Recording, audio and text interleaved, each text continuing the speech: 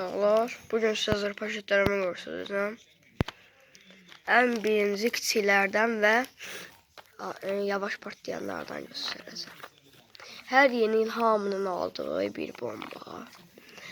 Adi bildiğimiz zırh poşetlər. Aftar kalsın birini almışam. Bir dənə Mickey Mouse almışam. Bir dənə də Mickey Mouse almışam. Ve bir tane Mickey Mouse almışam. Gözlerim bu ters oldu. 4 tane adi zırh paketimiz var. İndi ise keçək bombalara.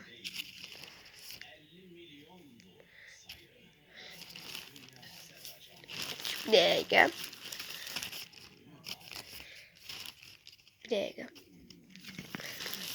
Bombalarımız.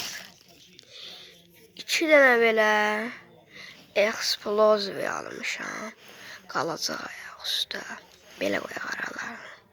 2 tane explosive almışam.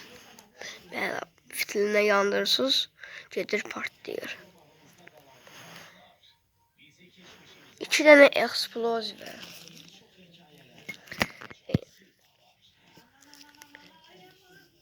İki tane hamının sevimlisi olan P23 almışam. Bakın. Burada şimdi Scott vurublar. 2 tane P23 almışam.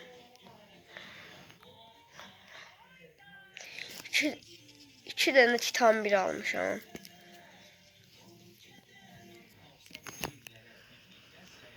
Titan 1. Titan 2 almadım. Titan 2 biraz zayıf partiyor. Ona göre almadım. Bir tane P23 almışam.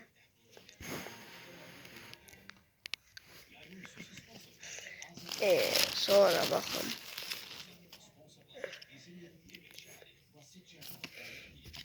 İki tane P750 almışam.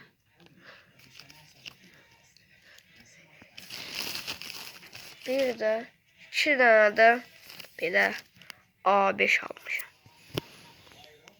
Bu danalarda belə qoyaq. A5. Hamısı belə oldu. Bu plan. Bu 3 manat. Bunlar 3 manatdır. Və bu qalanların hamısında 2 manata verirlər. Baxın. Bu paskalar 3 manat idi hamısı. Cəmi 12 manat. Bunlar da hamısı 2 manat tutdu. Bir dənə də şənli almışam. 10 manata. Baxın göstərəcəm indi. 10 manata bir dənə belə şənli. Deyəsən 60 atır ya da 27 atır. Bunu tam bilmirəm. Üstündə belə bir 60 yazıb. Bakın. Üstündə 60 yazıb 60 tiros. Bir tane de bura yazıb 27 deyəsən. Ona göre qaldım. Burası 27 məncə kodudur. Sağ olun, bu qədər idi.